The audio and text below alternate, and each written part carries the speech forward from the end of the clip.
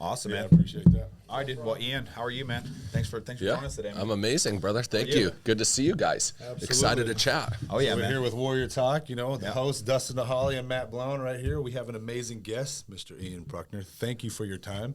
My pleasure. I greatly appreciate it because, as you said in your podcast, time is the most valuable asset. I really appreciate that. This is true. That. And, but What do they got to do, bro? You got to tell them.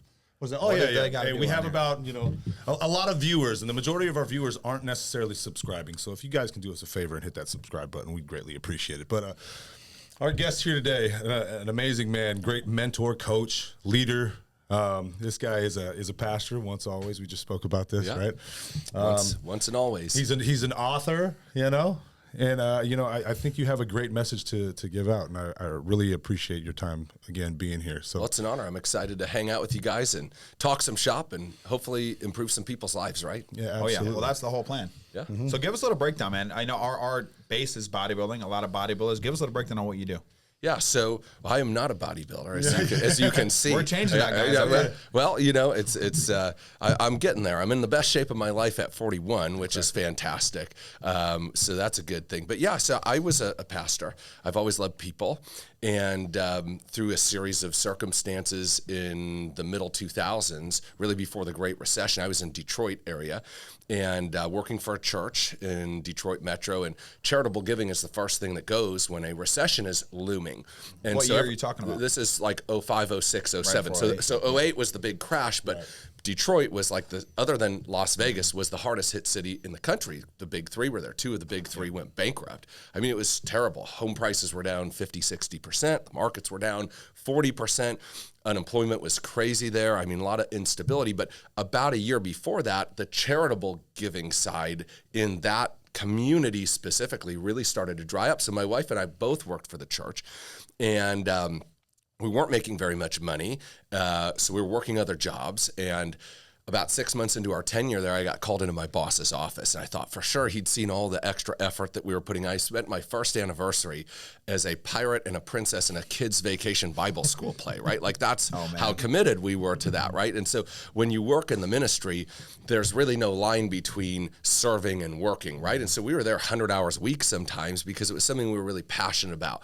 And I got called into my boss's office, and I thought for sure he'd seen all the extra time and all the extra effort and that he would be giving me a raise, right? So I walked by my wife's desk. She was the administrator. I'm giving her the thumbs up. I'm we're going to Applebee's tonight to celebrate, big deal. And I sat down. I don't know if you've ever sat down in a meeting where somebody's about to drop a bomb on you, but you can tell that in the air it's palatable. You can feel the atmosphere, right? Yeah. And so I walked in. I knew something wasn't right. And so I'm just kind of giving him the eyes hey, I'm really sorry to tell you this, but the church is not in a good position right now. We are getting behind on our mortgage payment. Effective immediately, we're cutting all the staff's pay by 10%. I'm really sorry. I'll give you some extra time off so that hopefully you can go and make that up elsewhere. It is what it is. I don't know if and when we will be able to restore that. And I'm great. Sounds amazing, right? I was already working 2 other jobs because I was making so little money, right? So here I am working 3 jobs, and I was making $30,000 a year at the church. 10% of that $30,000 was $3,000. How many hours a week were we working?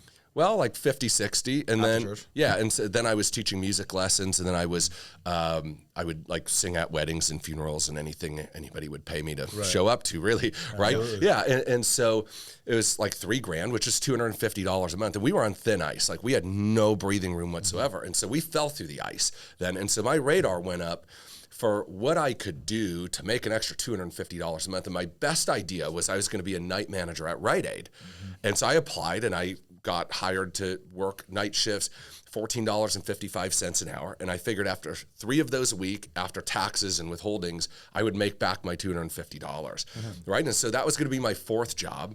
And I was just about to start, and my boss at the church came to me again. He said, "Hey, Ian, are you still looking to make extra money?" I'm Stephen, with all due respect, since you are my boss, that is the dumbest thing you have ever asked me. You see what you pay me here, right? You see the amount of money that I get.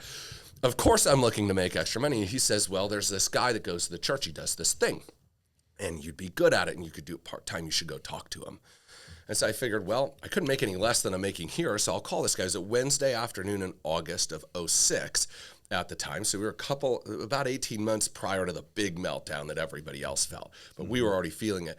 And so I called this guy. I didn't know who he was. He went to the church. I'm like, hey man, my boss said you might have an opportunity for me. I don't know you, but you know me. You see me up on stage every week. And he's like, yeah, come by the house. I'm like, okay, when? He's like, how about in an hour? Okay, fine. So I pull up to this guy's house, Dustin, and no joke, he's got this castle-looking home on a lake, right? So I grew up in a 900-square-foot house. My parents still live there. My dad's an immigrant from the Czech Republic. Mm-hmm. He left randomly at 16 years old with his family, just one night up and left when Russian tanks came into his town. Yeah. They left with a suitcase and $300, right? And like, so they didn't have a lot of resources. And so I pulled up to this guy's house. I'm like, if he's not selling drugs to kids, I'm in. I don't care what he's doing, right? Like I was smart enough to know like this man knows something about making money that I don't know. And I'd be a fool not to learn from him, right? Mm-hmm. And most people today are mad at the people they should be learning from, right? And it's like, okay, well, I wasn't that silly. And so he showed me what he's doing. I'm like, I got to be smart enough to make $250 a month doing this.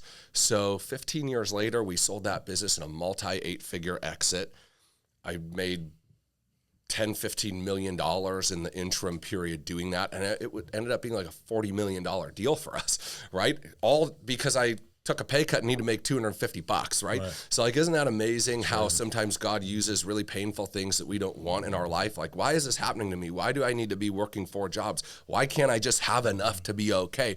But okay isn't what he wants for us most of the time. He wants a lot bigger and more spectacular than we can think, and we're our own problem most of the time. So I ended up starting a business. That business went really well. I started a number of other businesses, most of them that went really well. We've had a few that didn't do amazing, but most of the stuff that we've done have done really, really well. And so I'm 41 now and sort of semi-retired and enjoying life and raising our kids. We homeschool our 3 kids. We're OG homeschoolers. We were homeschooling before the vid, right? Like before it was popular to homeschool everybody. Yeah.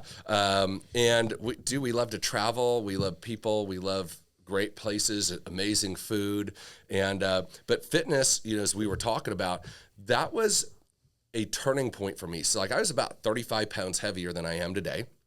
I just had terrible eating habits because I was on the road all the time, right? I didn't have any time, so I'm constantly crushing McDonald's. I still love McDonald's. Shout out to the Mickey D's, okay? Yep, two McGriddles and a Diet Coke. That is the breakfast of champions, my friend. You heard it here first. Right? Okay. But yeah, dude, so I was 35 pounds overweight. I had no energy. I just carried it like an Oompa Loompa. You know what I mean? Like I just kind of looked like a Teletubby. Yeah, And so there are these guys, and it ends up, I'm sure you guys know Hormozy and gym launch and all that. Okay, so it was one of his first like gym launch guys. It was a pair of business partners that were clients of mine in our finance business, and they came up with this pitch, right? It's $500. You join this 6-week challenge, you lose 20 pounds, you get your $500 back. All you got to do is check in on Facebook every time you go. Yep. So I went, and I'm like, okay, what do I have to lose here, right? So it's like 5 o'clock in the freaking morning. 5 days a week, right? 3 group sessions, 2 personal sessions. They give you the diet plan. Well, I lost 26 pounds in the 6 weeks. Yeah. And no joke, like I was making about $350,000 a year at that time, which was a lot of money in Detroit Metro at that point for a 26, 27-year-old, whatever. But 18 months later, I was making 7 figures a year. And I had changed nothing other than the way that I approached like discipline and showing up. And like, fitness is one of those things, like you guys know, you can't buy it and you can't cheat it. Like you can fake a lot of stuff. You fake a great marriage. You can fake business success. You can go rent the nice cars. You could do all that stuff, but you can't rent a different body, right? Like you either put in the work or you don't. You either have the discipline or you don't. And what I learned in that journey translated into basically every other journey. For me, it is one of the trigger habits of all the other habits that I can look back on my life and say, you know what, these were really life-altering decisions and life-altering habits to build. And so now as I coach and lead other leaders and provide a lot of guidance to different executives and entrepreneurs and other business people and people in the ministry, like that's actually a tenet. I have a group and we talk about 5 F's, right? Faith, family, fitness, finance, and future self. These are the things, man, that you can't get wrong, right? Like you get those things wrong, I don't care where you're winning in life, you're not winning. right? Because you have all the money in the world, man, but you don't have your health. You can't enjoy it. You die 20 years early. What was the point of that? The people you did it for would rather have you than your stuff, right? Absolutely. And like, so to me, it's been something that has really become a core tenet of just our lifestyle, became part of what we do. And it's something that, you know, is difficult at first, but it just becomes like everything else in life once you habitualize it, right? So that's like a little bit of how our often story. do you go to the gym then?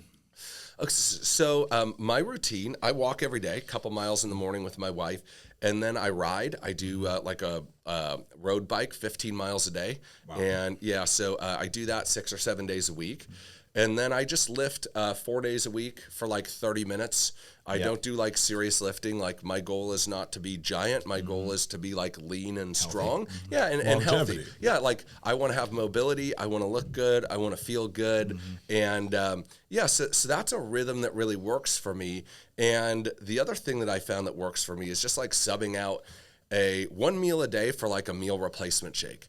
And like, I'm not joking. Like, I eat that McDonald's meal that I so lovingly talked about, McGriddles for life. Like, I eat that basically every day. You eat that every day? Every day. Wow. Yeah. Yeah. See, the last place I saw this man was over at Five was Guys. Five Guys. By the time this podcast is over, we're done with McDonald's. Okay? Well, listen. So Big John, which I'm sure you probably had him on your podcast. Absolutely. Yeah, he's a good friend of mine, and so he started working with me a little bit on like just getting my hormones in balance and like balancing out some of the stuff that was out of whack. And I'm like, look, dude, I'm down for whatever. I'm super coachable. But you ain't taking my McDonald's and you're not taking my cinnamon rolls. So twice a week, I eat the big, giant cinnamon rolls from Breakfast Company. Gotcha. Okay, that's like... They're pretty good. They're pretty fire. Yeah. You get the apple cinnamon one? Carbohydrates are my love language. I just love them. But for me, what I found was like, I don't like to think about stuff. I just like to habitualize it. And like, if I have a calorie burn of 3,300 and I eat 2,800... I'm generally okay. Yeah. As long as I'm lifting and I'm doing the work. John always busts me a little bit. Like, I'm the guy that doesn't mind jumping on the bike for an extra hour for that cinnamon roll. Yeah. He's the guy that would rather starve than be on the bike for an hour, right? Absolutely. Like, that's just my mentality is like, okay, as long as I'm working on the math of the process, like I'm not good enough to beat that math problem, but it's not good enough to beat me. As long as I stay on the right side of that math problem, long term, I'm going to be okay. Yeah. And so, anyways, you know, my wife's always busting me about that too. So you know, company, I think for you, it's been working. You know, because you go do a lot of biking, do a lot of walking. So for you, you're speeding your metabolism up, you're burning the calories. But I promise you right now, not all food is the same. Yeah, and, that's true. You know, you need to just make sure you're getting your blood work done because McDonald's is absolute trash. You know what I'm saying? I'll send it to you. I do it every quarter. Listen, just because the blood work's good does not mean get the heart scans done, get everything done, because stuff like that, man, is what will creep on you. But there's people that could do that their entire life and be totally fine because you're that active, right? Yeah. Like I know a lot of people who drink Coca-Cola all day long. All day long. Literally, that's the only thing I drink is Coke. They live till 100 years old. So as long as you're being active about it and you're staying on your bike, you're staying moving, it's phenomenal. But let's go back in time because, you know, you said a lot of cool things in the beginning, right? Hindsight 2020, you were worried about $250, right? Yeah. And, you know, I think a lot of people are in that same position. They don't realize what's going to happen if you just take that leap of faith. Like you go into that guy's house. There's no way that if you can go back and look in time, that you would have known that you would be where you're at now. Sure. Just making that thing. And people are stuck where you're at, you know? So what advice do you have to those people that are stuck? You know, they're working 5 jobs. They don't know. They haven't found that it yet. What's your advice? Yeah, I think my first piece of advice is humility is key, right? What I was doing wasn't working. I was working hard. I was good at what I did. I put in hours. It was not translating to the results that I wanted. And so if you want different results, you have to do different things. And if you want to do different things, ultimately you got to think a little bit differently than you think now. And you got to surround yourself with some people that you're not around right now. And like most people just want things to change. They don't want to change. And like I was really open to the fact that like what I know and my skills and how I'm deploying them is not working for me. And like today, again, like everybody wants to point out everything else. Well, it's this fault or that fault, my parents or my degree or the government or whatever, my upbringing, where I grew up, whatever it is.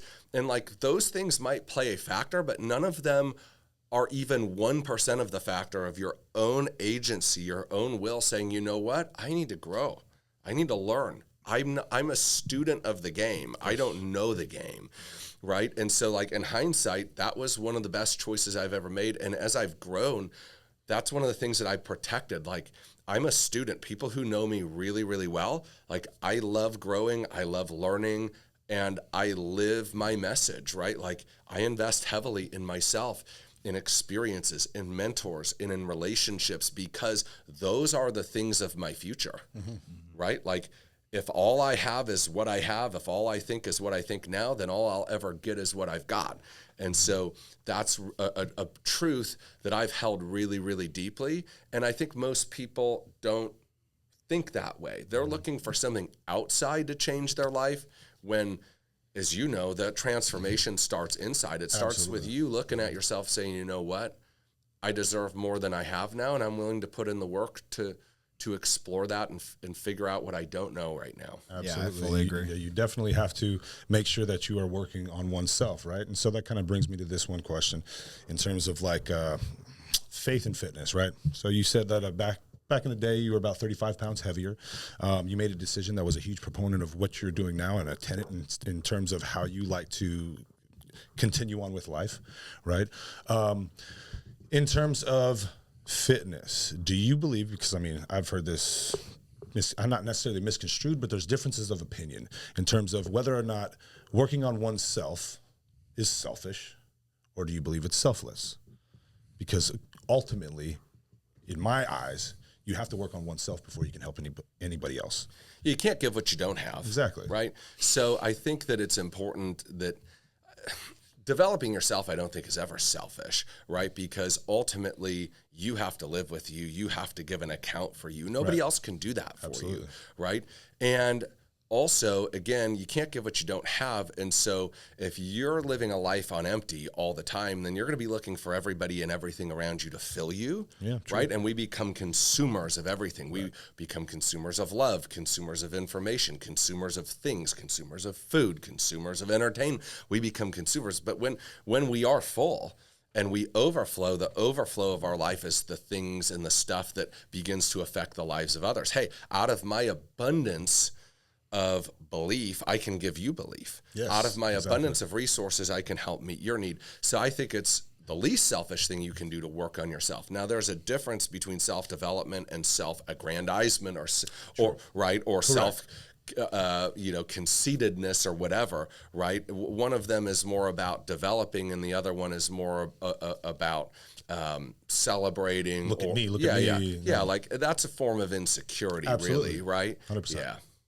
No, I definitely appreciate that. Yeah, because I mean, you'll hear it a lot, especially with what we do. I mean, I'm not saying that essentially Jesus back in the day was going to pump iron. Maybe going. Jesus was ripped. He was ripped, right? Absolutely. I gotta imagine that. I gotta imagine that. Left no food for himself. Yeah, right. I just can't imagine the Lord with a pot belly, man. I just don't know. Not, right? That doesn't seem like his MO. Right? Like, I don't know. Yeah, definitely not. And then you spoke about belief and being a believer in oneself. The agency of your own self, right? And having the most belief for yourself, because nobody's going to have that for you. And if you can believe in yourself, like you said, have an abundance of that and understanding of that you've now grown a healthy mind, body, and soul, that you can pour that out into somebody else. I heard in one of your podcasts that you stated, and don't necessarily quote me, but you said that believing in oneself is more important than essentially believing in the Lord initially.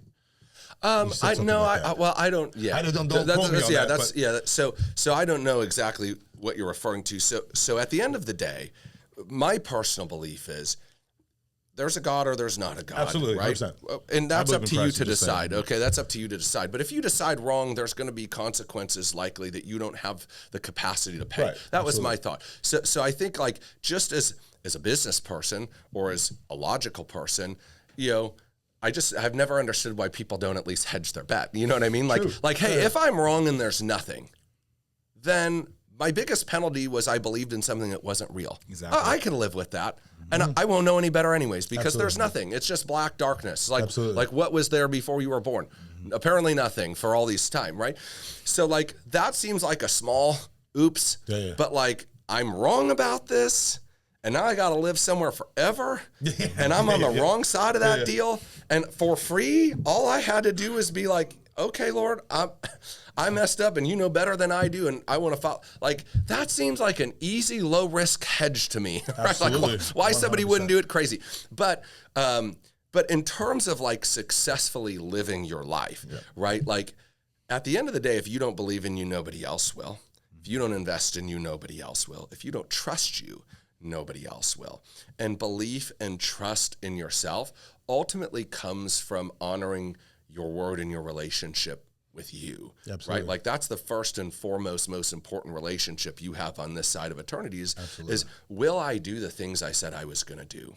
Will I follow through when things get hard? Can I outlast the storms of life? And not just outlast them and go through them, but can I grow through them? Because if I can do that, then there's really nothing life can throw at me that can knock me down. You're like Obi-Wan in Star Wars, right? It's like, hey, if you strike me down, I'll become more powerful than you could ever imagine. And that's sort of how life is as you face these things and you realize, okay, I'm a lot stronger than I thought initially. I can do a lot more than I gave myself credit for. And that belief is really contagious. People love being around that sort of thing. Not in an arrogant way, but in a confident way, in a way that like, hey, I believe in me, and because I can lend you some belief in you too.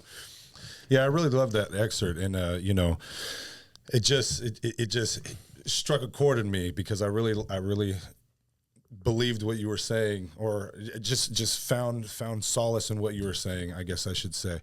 And man, basically, I lost where I was going. My train of thought. I'm sorry. That's okay. It'll come back to the station. So, you know, it'll come back. Choo choo. Choo choo. No, so I got a kind of fun question for you. You know, because I knew you were going to walk in with a Rolex, right? What does a Rolex mean to you? Like, why do people wear Rolexes? Oh, that's a good question. So I've got a bunch of them. Okay. If you rob me, don't do it. I'm well armed. I'm just warning you now. It's not going to go well for you. Exactly. Okay. But yeah, so a couple of things, like, I'm not gonna lie to you, like early on in my life, like my first really good year I had in business was 2009. Yep. And like everybody was selling all their stuff, fire sale. And that's when I bought I bought an 18 karat gold President. And I'm walking around like, you know, at every meeting, like, hey guys, you know, and it's showing up because it says something about you in some way, right? Yep, like here's somebody that has maybe achieved some level of something or other.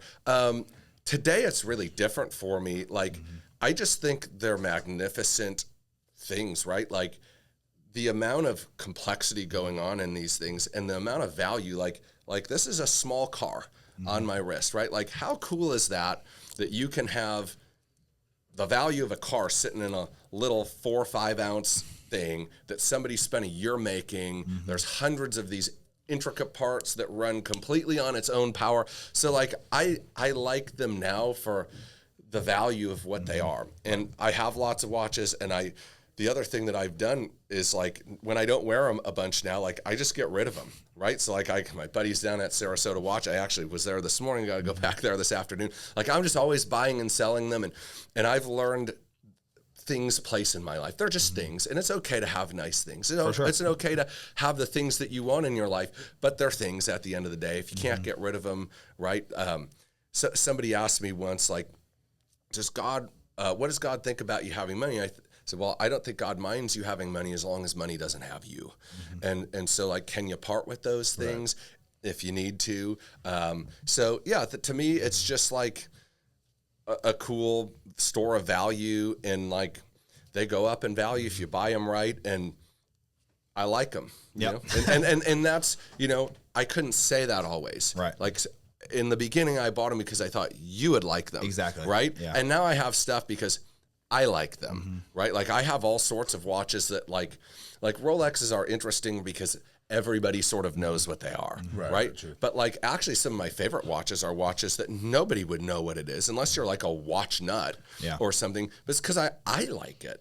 I like this watch. It's a cool thing. Yeah. You know? It's almost like Lambos or like trucks. Like you might get a Lambo. Everyone wants a Lambo. When you get it and you have it for a long period of time, it's like you have to start finding love for it. Like, you know, you love the watch because you just like fucking watches now. Before, it's probably like a fashion statement, right? You go out, you sit at a meeting, you got a nice fucking Rolex. And me personally, I just always made a thing like, I'm on the wait list right now, you know, and I won't buy one until I know for sure I'm the only one that's had it. So that's kind of my thing. But I think it's a nice watch, and I wanted to get your thoughts on it because me personally, like when I go, like even Brad, you know, he's been hounding me because I need a Rolex, and he's been like, "Oh, I found this Rolex for you," and like I love it. I think it's a fashion statement. Yeah. I think exactly what you said. It shows you have some level of success. And again, man, you know, I love it. You know, that's why I was just curious to hear your thoughts on that. Yeah. Some people wear it because they think it's going to bring you some kind of business, and it will. If you walk in a room, bro, and you have Rolex, people will look at you a little bit differently. And there's something to be said about that. There is. You can't judge a book by its cover, but everybody still does. Yep. All right. So easier said than done. Yeah. And yeah, like I can tell a lot about people by looking at what they have on their wrist, what sort of shoes they have. I mean, I'm just sitting wearing my on clouds all day, right? Like, but you can tell a little bit about how people take care of themselves and how they steward things. So there is an air of that, right? Like there's a track. At some point in your life, you've done something well enough. Somebody has traded you their resources for whatever your skills or your time is, to the point where you can afford to have something that most people can't afford to have. And so Right. there's a little bit of a track record that gets established just by the fact that you have these things, right? And it, good or bad, it is what it is, right? Yeah. And so But it's a shortcut. I think it's like the same thing as everything. Though. You get it, it's nice for a little bit, and then you always want the next thing. That's why you have probably 10 watches, right? And so you're not just okay with one. Eventually, you're going to want something next, something new, and it's the same thing. People are, you know, they're not satisfied as what they have, but also they don't look at how far they've come. You know, Yeah. If you go back in time, you know, you would probably pray for one Rolex. You know, Sure. now look at how because of all your hard work. Now look at where you're at, right? And actually, I got another question too. We were mid, and Dustin, you know, wanted to ask you that. But when you went to that guy's house, right? I think a lot of people, when they meet people like that, they find it a hard time to think that they're above you, almost in a sense. Does that make sense? Like, some people, if you went there with like a high ego, you're like, I don't need this fucking guy. You would have never been where you're at today. You had to lower your standards and be like, you know what, dude? Like, I know you know more than me. And, you know, I'm going to trust you and I'm going to learn from you. A lot of people don't want to do that. Yeah. And that's what I talked about with the humility part, right? Yeah. Like again, today, and this is very systematic, right? Like the media, the half of the government, they want you to hate people that are in a better place than you. And they would like you to believe that they are in a better place than you at your expense. But that's not how life works. At least not in America, right? Like we do not live in a fixed pie. You know, if you ever want a super boring but amazing read, I would recommend you get The Wealth of Nations by Adam Smith. So Adam Smith was an economist in the 1600s, and he's like the founder of like modern economic thought, right? And I always use this example. I did a master class on building wealth, and imagine you walked into a forest, right? Like you didn't make the forest, it's there. There are trees, and you could labor and chop down that tree. And you could sell that tree to a lumber yard. Right. And out of nothing, you created wealth. Well, the guy who's going to ship that tree from you to the lumber yard also now has created some wealth.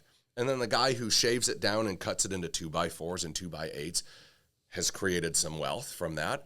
And then the guy who ships that to Home Depot has created some wealth from that. And then Home Depot creates some wealth when they sell it to the builder. And the builder creates some wealth when he uses his skills to make it into a house. And the realtor creates some wealth when they sell the house. And the mortgage guy creates some wealth when he finances the house. And the furniture company creates some wealth when they... All that happened. That's new money in the system that never existed before because somebody was willing to labor. And ultimately, the wealth is a store of labor. That's what it is, right? And most people don't understand that. So they think, if you have more, I must have less. Well, no, not necessarily. You have created more than I have, which is why I have less. But there's nothing stopping me from creating more. I could go create more too. Right. We could all create more. And as more production happens, there's more value, right? And so... Again, this is why thinking is so important. Like most people don't want to think today. They want to let other people do their thinking. And that's really, really dangerous, right? Because if you can't reason through this stuff, then you just follow whoever sounds the best. And when you act on wrong thinking and wrong believing, you get wrong results. And that's what, unfortunately, you see a lot of really destitute people who are upset at all the wrong folks. And unfortunately will be there until they're not. Yep. Like you were saying, was it subject over form, correct? Yeah. So yeah, that's really a legal idea. Substance over form. Substance over right, form. Yeah. So substance over form says like, hey, you can call this a blue car, but it's actually a Culver's drink. So it doesn't matter what you call it.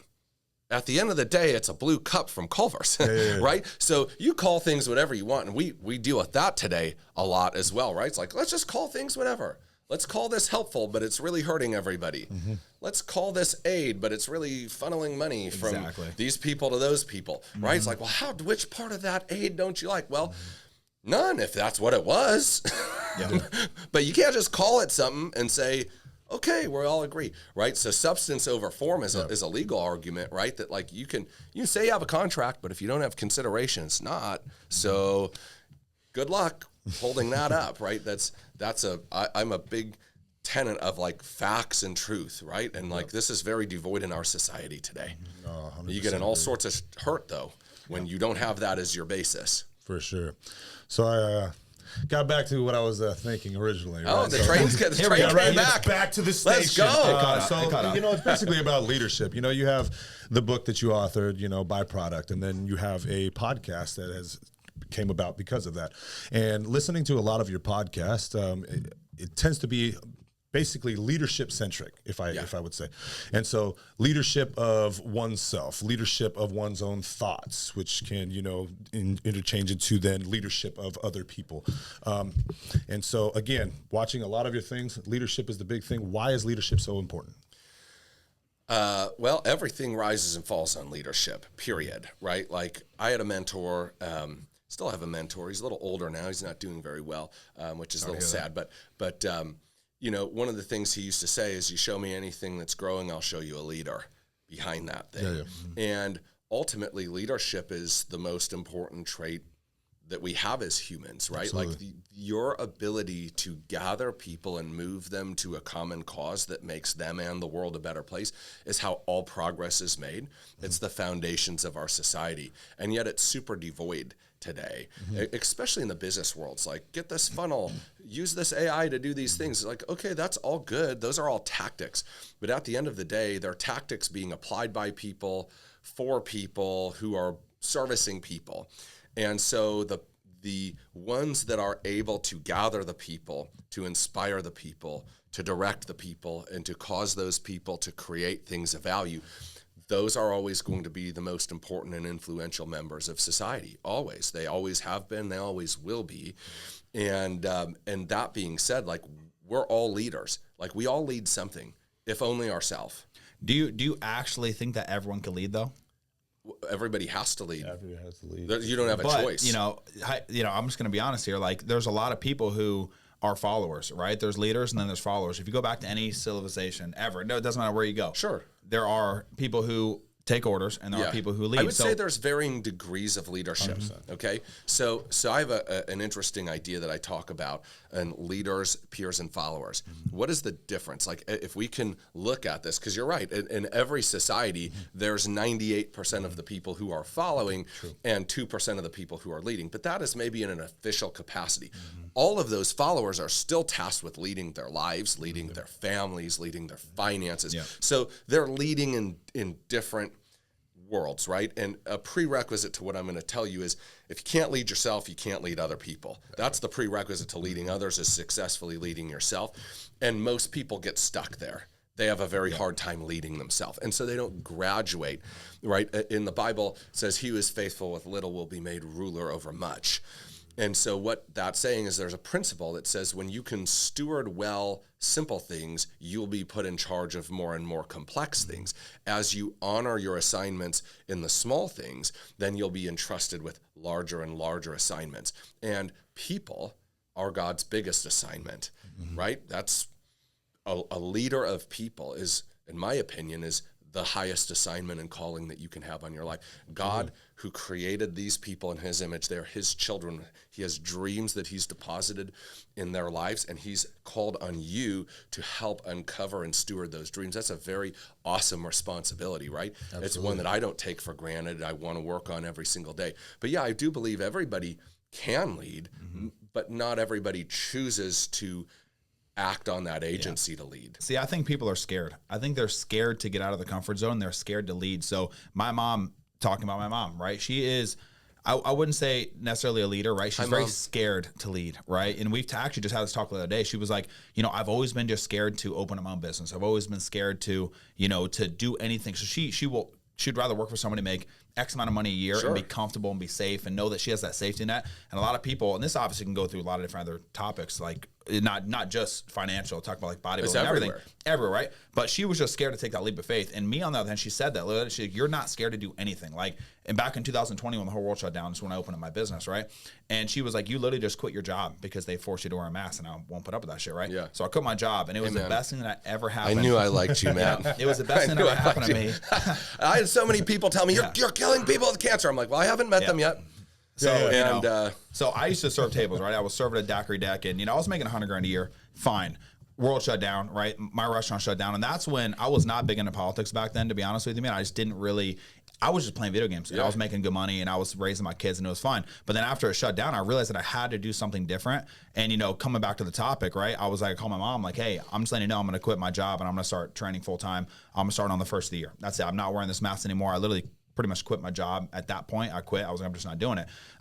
And that was the best thing that ever happened to me. And I had the balls to do it, right? Had the balls to be like, I'm going to take leadership over my own life. I can't allow the fucking government to just shut me down anymore and tell me that I can't make money for my kids. But, Walmart could be open, and all these people could be open. And, and now I see Governor fucking of California going to have dinner with his round table with no mask. You're trying to tell me to wear a mask? Yeah, rules for thee, but not for me. Exactly. Right? Fuck Gotta that. love those people. So, what is your advice? Gotta love those folks. Yeah. Shout out to everybody imposing your will on the others. Exactly. So, obviously we can go off all day on that one. But my That's point a different is, podcast. right, there are leaders, right, and there are followers that are just scared to lead, right? They're just scared. So what do you have to say about those people?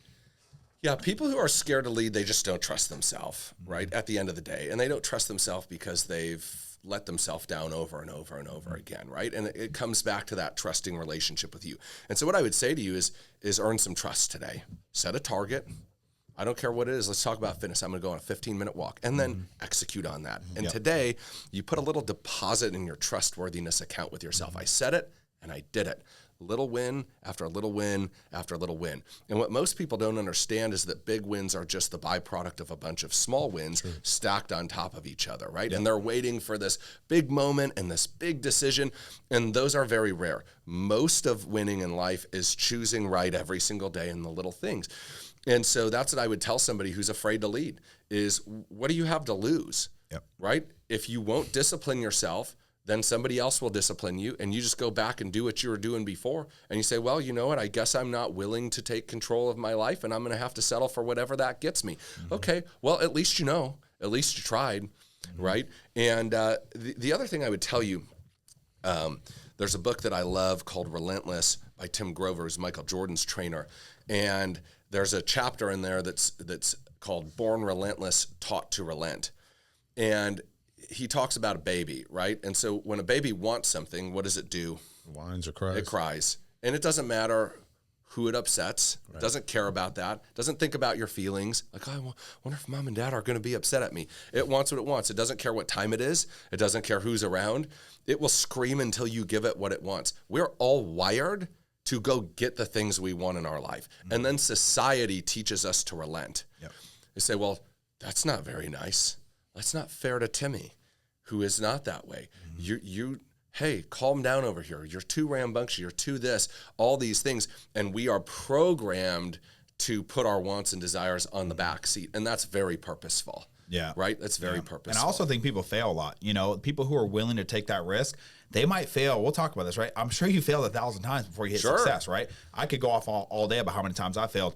And through failure you're going to be successful through failure, right? In my opinion, that's the only way to become successful. Unless you're daddy's boy, you got handed everything, handed a great business, and by all means, good for you guys. I'm going to give that to my kids someday. I hope to God. But I failed so many times in my life, and what is your thing about failure? How many times have you failed in your life, and how has that brought you to where you are? Yeah, I think that's a great question. And I think fundamentally people who succeed and people who don't succeed have a different definition of failure, right? Like I had lots of hard things.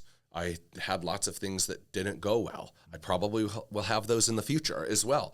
But I'm not afraid of them because I understand with those failures, I get two things. Number one is I get pressure and I get data. Inside of the failure, if we're willing to look objectively and not say, I'm a failure, but rather I failed, well, why did I fail? What did I miscalculate here? What were my assumptions that were not right? Yeah. And as I'm willing to look objectively at that failure, there's the answer to the success you're looking for.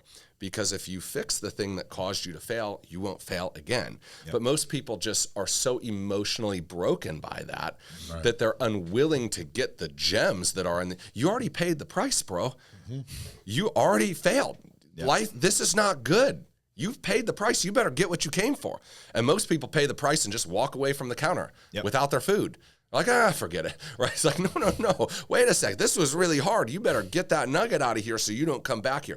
So it gives you data and it gives you pressure.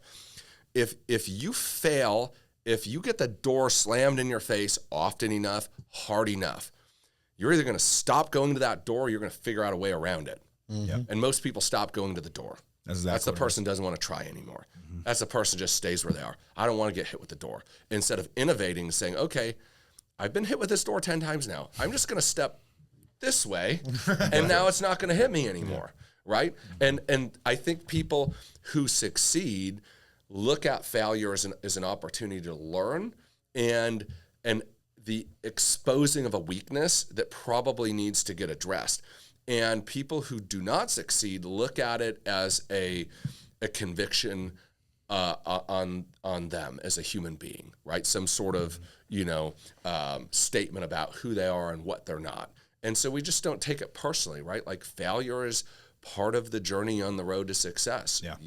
Period. Yeah. And you have to be durable, And that's, if we could bring it straight back to like Muay Thai, right? If you go take a Muay Thai fighter, you have him kick a bag, it's going to hurt like a bitch the first time, right? Mm-hmm. It's going to hurt like a bitch. But if you kick that bag, 1,000 times, 2,000, 3,000 times, you're going to build calluses, man. People need to build that resilience that even if you get hit, it hurts. Yes, it fucking sucks, but keep pushing on. And I think there's a lot of people probably going to watch this podcast, man, that are stuck in that exact thing in their life, right? They're stuck in that 9 to 5 that they don't fucking like because they're scared because they've been through failure so many times that they're beat down. And I think personally that's what happened to my mom. I feel like she just got beat. It's fine. She's still very successful, still making great money, but she can make so much more. She can I know she can do so much more. And she's very comfortable where she's at. And that's not a bad thing, right? I think that there's some times where it's a great thing working 9 to 5. You're making great money, but for people that like us that want to, do more than just work for someone else and go put some fucking shit in a computer, like that's where I'm trying to reach people, right? Like how do we get those people away from that to know that they can do it? Yeah. I think you got to start, right? Like you got to start and you got to understand before you're going to be good, you're going to be bad. And before you're going to be bad, you got to begin, right? Mm-hmm. And so, and that again, it's humility. Like most people are not willing to sacrifice some temporary esteem from ignorant people, right? Like they're very, very concerned about what people who have no bearing on their future have to say about them or think about them. It's like, well, what if so-and-so thinks? Well, what if they do? Which bill are they paying again? Exactly. Are they going to stand before the Lord and give account for your gifts that you didn't use? And they're like, well, I didn't use it because Timmy thought I was an idiot. Well, okay, good luck with that. Right? Like, sorry, guys, like the dog ate my homework, but for God. Sorry, God, I didn't use any of the gifts and the talents you gave me because Steven over here, I thought he might think badly of me. Hopefully you don't mind that I wasted my entire life worried about Steven here instead of worried about the gifts that you've given me and the people I'm supposed to impact with them. Yeah, exactly. What do you got, brother? Let's see. I got some more questions. All right. Difference between leadership and management.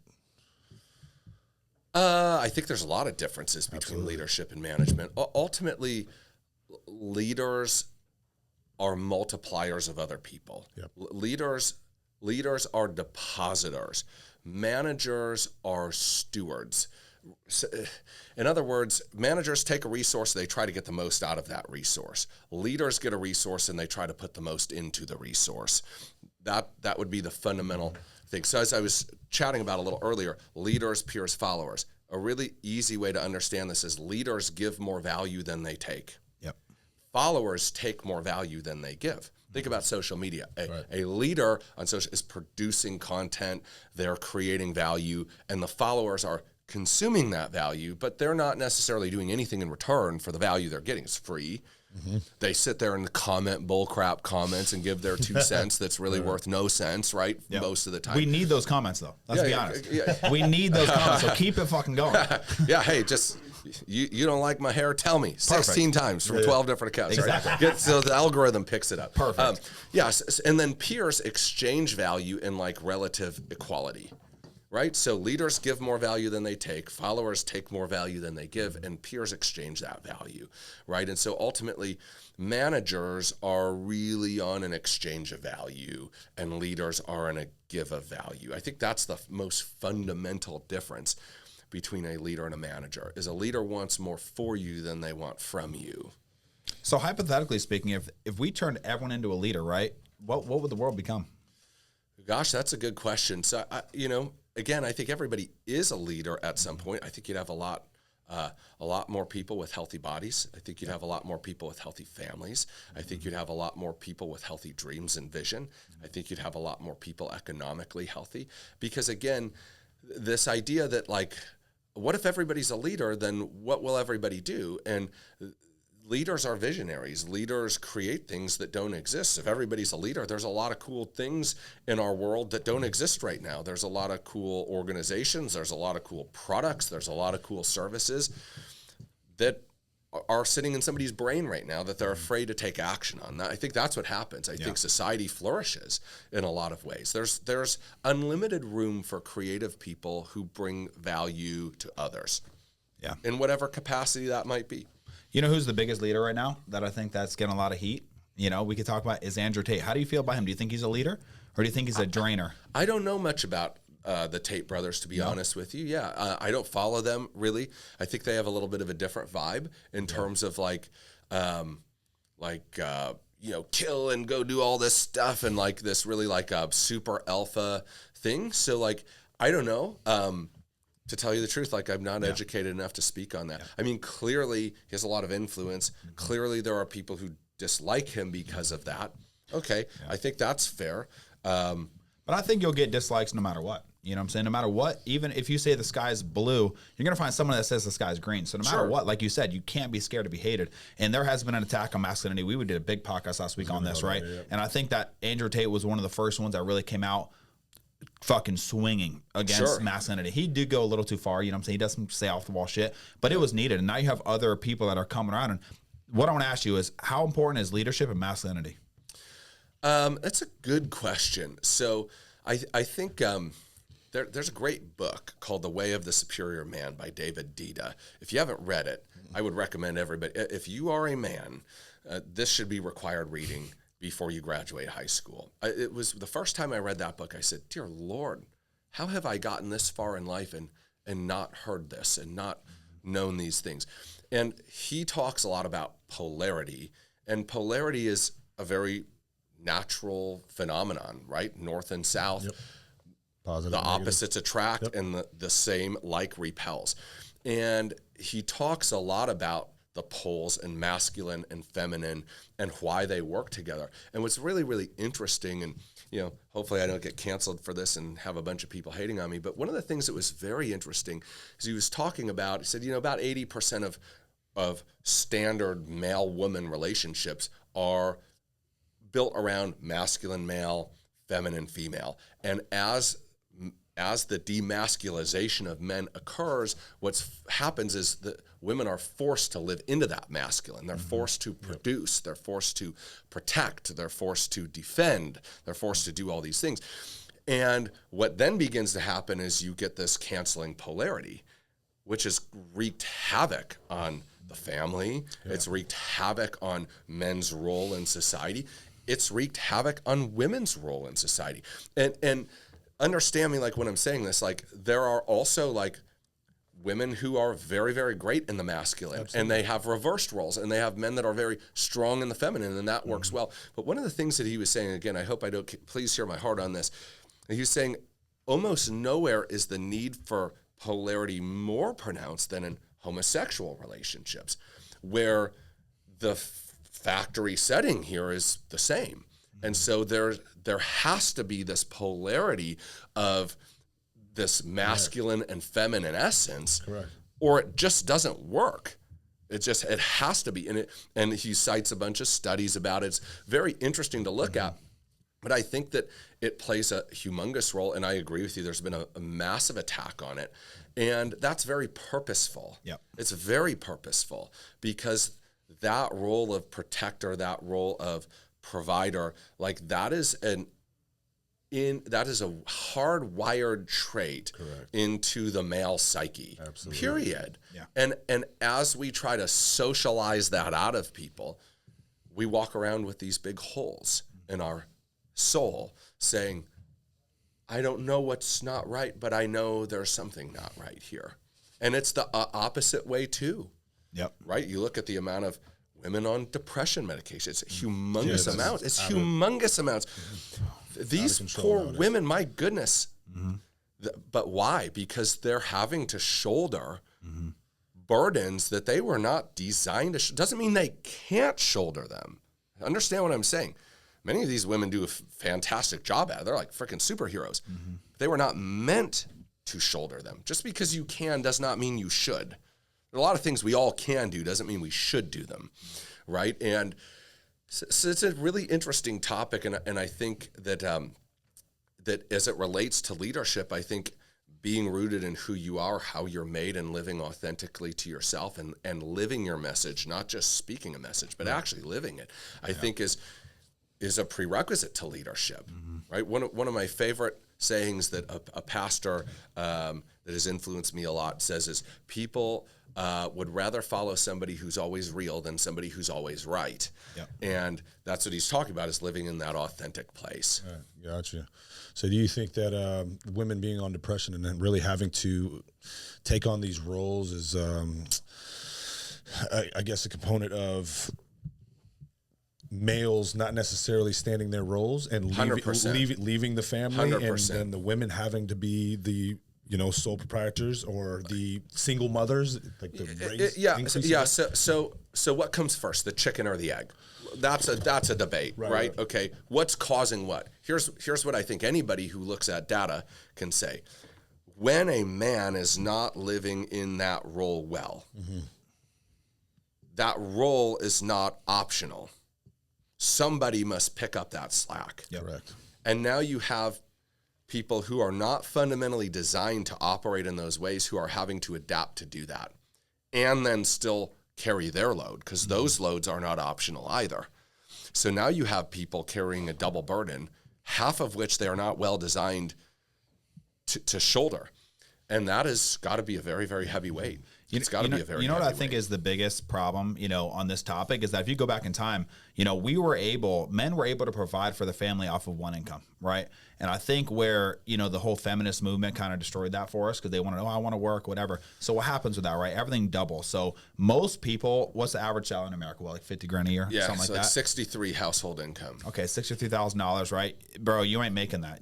So pretty much, if you want a nice living and you want to live, one person can't be working. So the thing is women now are forced to work just to pay the bills. So that's where it causes that divide, because if you ask most women, I don't want to do anything, I just want to sit and do housework, and I don't want to, I don't want to work. And the problem is that America has made it where they have to work. Yeah. Majority of the population. Also very, very purposeful as well, right? Course. That's through the devaluing of the dollar and other things, right? So I don't know that that's like a feminist movement thing as much as it is like a necessity thing, right? Like, we have eroded your monetary value to the point where the relationship between things, right? So like in 1900, a certain amount of gold should buy a certain amount of bread. Well, that ratio should be the same today, and it largely is.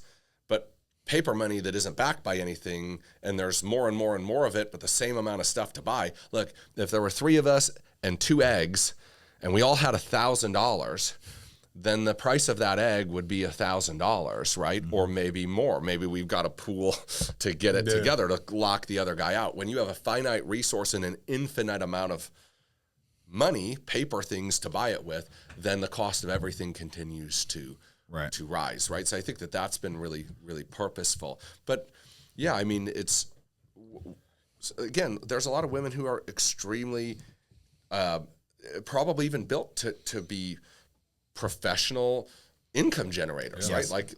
Like I know some amazingly talented women who just like crush it. They're way better than I am at business, right? But I don't know that that's the rule. 3. How many daughters? 2. How successful do you want your daughters to be? I want to be really successful. Would you rather them not work and just live off a man's money, and totally fine with that, but would you rather them that, or would you rather them do something passionate about, find ways to make money, and are you pushing for that? It's a good question. So I'll tell you what I do with them now. I don't let them have jobs because I want them to be kids. How old are they? 13 and 16. Okay. Boy's in the middle. He's 14. Okay. So they actually do earn money. Like they do some videography for me and other things, but like I don't want them to have jobs. They'll have their entire life to work. Yeah. I also have them set up to the point where they're going to be able to do whatever they want in life, but they won't be able to do nothing in life. Mm-hmm. That's how we have our finances structured, our trust structured. If we were, God forbid, not here tomorrow, like you guys have enough to do anything you want in your life. You want to start a business, you want to run an animal shelter, you want to be in ministry, that's cool. But you're not going to be able to do nothing. Mm-hmm. We're not going to dole that out to you. So I think that there's a book by Rabbi Daniel Lapin called Thou Shalt Prosper. It's a great book. It's worth reading. And it's basically why the Jewish people control so much of the wealth. And it ultimately comes down to mindset. Like in Jewish tradition, like money is a certificate of merit. Unless you stole it, somebody said, hey, I would rather have your product, your goods, your service than my money. Can we make this trade? And so the more money you accumulate, the more people you've served. If you don't have any money, you're not serving any people. Right. Right? And so this is a really interesting idea, and it's one that I have seen as true by and large for the most part. Even greedy capitalists who just invest money, well, they had to save the money. They had to not buy things so that they could accumulate them. You were buying things. They didn't. Yeah. They didn't. They accumulated the money so they could loan it to you so that you have a chance to fulfill your dream. Even those people are earning as a certificate of merit for self-control. Everybody else spends. We hold so that we can lend when people don't need it. It's very interesting to me. That being said, I hope that they do something that they love and that impacts society in a great way. And I hope that their main motivator is not money, but I hope that they are fantastically successful with it because of the value that they've brought to other people, that they serve other people so well, they say, please take this money. That's the least I can do for you. That's my goal for them. And again, I also have them set up to the point where, like, if they want to be dependent on somebody, they can, but they're never going to be dependent on them. Yeah. They will always have their own resources. Yeah. So, if you look at, 1,000 years ago, that was never even an option, right? Like the point I'm trying to make is we're in some weird time right now, right? Yeah. Where the past 100 years. This is very new. All of human civilization, what we have right now, it's an experiment, is what it is. It's an experiment, and it's a very early stage experiment. Exactly. Yeah. And I think that's why we're seeing a lot of these fight back on masculinity and femininity and like what's okay, because I'm right there with you, man. Sorry, man, but I want my daughter to not have to worry about any man's money. I want her to do what she wants to do for the rest of her life. She wants to be a vet doctor. She's still 5. She just wants to take care of animals. And I want to make sure that at that point I'm where you're at, where I can provide for her. She never needs money. But I think if you go back in history, man, like the women were like, their looks and their beauty and their femininity was what was wanted. And now we're in this new stage where, you're pushing for your daughter to be successful. I'm pushing for my daughter to be successful. I'm sure you can agree to that, Absolutely. Right? So we don't really give a shit about whether you have a man or not. So we're in some weird, like you said, trial area right now where I think that people need to stick to their roles, but then also you're going to have to bend a little bit because it's not how it was 300 years ago. You know what I'm saying? Yeah. Like if your girl wants to go work and wants to do everything and wants to provide technically, that's fine, but if someone kicks down the door, bitch, just letting you know, I'm gonna be the one fighting, And there has to be some kind of line there, but I don't know. Your girl ain't karate chopping the throats for you? My daughter, both our daughters are in jujitsu, so yes. I actually gotta take her to jujitsu today. Yeah, exactly. Yeah, I'll be there too. So our daughters are in jujitsu together. So we're making them little badasses, but it's definitely cool to see, man. And like we talked about, man, history, tells the tale of everything, right? And I'm just super excited to see where this whole masculine and feminine roles go. And the whole, I know you brought up gay, right, a little bit, right? My brother is gay, and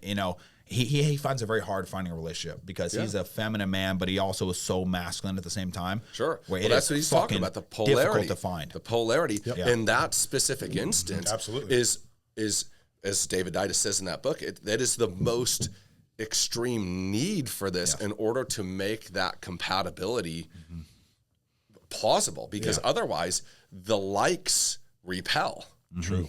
The likes repel. Exactly. And Because there's no like, this is what you do, this is what I do, we come together and it's beautiful, right? Yeah. It's not like it's that. a lot of overlap. Yeah, It's a lot of overlap. Yeah. Yeah. It's a very interesting take on the polarities for sure. Yeah. But anyway, man, I think we're gonna have to get out of here because he is gonna be having his podcast next. But dude, we could Got talk the forever. grappler's hook. We could talk forever. yeah, pretty much, man. But thank you so much for coming on, man. I'm just going off camera now. It just fades out into the bushes, all Homer style. But yeah, man, no, it's truly been an honor having you on, man. We will definitely have you on again. I mean, Let's the do it. mindset and the amount of knowledge you have to give is phenomenal just in the past hour that we've talked. So thank you so much for coming It's been on. a lot of fun. Yeah, definitely appreciate having you on, man. You have great insight. We love that. We love the leadership insight that you have. And one of the things that I like that you say on all your podcasts is, thank you for spending this time here. As we get better, because if we get better, things get better. I love that. Exactly. I love that. We get better, Are things those get hats better. for sale or what's up, man? You got a website? Oh, no, this is not my hat, actually. This is, my wife buys me these hats with fun sayings on them, and everybody always asks what it's about. Yeah, this is Ephesians 3:20, right? Better than you can think, dream, or imagine. Love it, man. Just great conversation starter. What's your hat about? Thanks for asking. Yep, exactly. But no, it's awesome. We got to have to get them made and maybe get you a little website going. But thank you guys so much, Dustin. Break it down for us. Like, follow, subscribe, add a comment so you know that so that our algorithm is a lot better, and then hit that bell notification so that you know when we're posting more of these videos. Thank you very much. Let's-